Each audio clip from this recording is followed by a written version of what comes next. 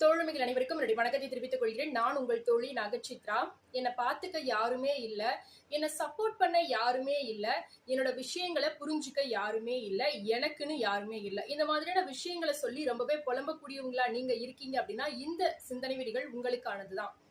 அதாவது மூக்கு, வாய் இந்த மாதிரியான விஷயங்களை ஒண்ணு ஒண்ணு கொடுத்துட்டு கண்கள், காது, கைகள் இது எல்லாத்தையும் ரெண்டு ரெண்டு கடவுள் கொடுத்ததற்கான காரணமா சொல்லப்படுறது என்ன அப்படின்னு பாத்துட்டீங்கன்னா, ஒரு கையானது நமக்கு விருப்பமானவர்களுக்கும், ஒரு கண்ணானது நமக்கு விருப்பமானவர்களுக்கும், ஒரு காதானது நமக்கு விருப்பமானவர்களுக்காகவும், இன்னொரு கை, கண், காது இது எல்லாமே நமக்காகவும் கடவுள் படைச்சிருக்காரு அப்படின்னு சொல்லப்படுது. அதாவது ஆனா இந்த மாதிரியான நேரங்கள்ல நாம மறந்துவிட்ட ஒரு விஷயம் என்ன அப்படின்னா, நம்மை சார்ந்தவர்களுக்கு நாம முழுமையா நம்ம அர்ப்பணிச்சிடுறது.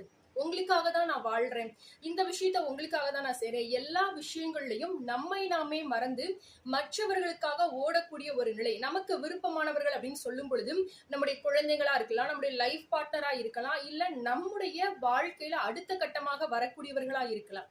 இவங்களை அதிக அளவில் நம்ம சந்தோஷப்படுத்தணும் அப்படின்னு சொல்லிட்டு நம்மை நாமே சந்தோஷப்படுத்திக் கொள்ளக்கூடிய அந்த சூழல்களை நம்ம மறந்துடுறோம். இதுதான் நம்ம வாழ்க்கையில நிறைய நேரங்கள்ல நம்மை நாமே தொலைப்பதற்கான காரணங்களா சொல்லப்படுது. சோ இதே மாதிரியான விஷயங்களால நீங்க அஃபெக்ட் ஆயிட்டு இருக்கீங்க, இல்ல உங்க ஃப்ரெண்ட் சர்க்கிள்ல யாரோ அஃபெக்ட் ஆயிட்டு இருக்காங்க அப்படின்னா அவங்களை நோக்கி சொல்லுங்க. தயவு செய்து கடவுள் கொடுத்திருக்கக்கூடிய இன்னொரு கண், காது, கைகளை உங்களுக்கான விஷயங்களை செய்வதற்காக நீங்க உபயோகப்படுத்துங்க. வாழ்க்கை வாழ்வதற்கே. இந்த ஒரு வீடியோ உங்களுக்கு யூஸ்ஃபுல்லா இருந்தது அப்படின்னா லைக் பண்ணுங்க. இது போல நிறைய பதிவுகளுக்கு கமெண்ட்ல சொல்ல மறக்காதீங்க. நன்றி.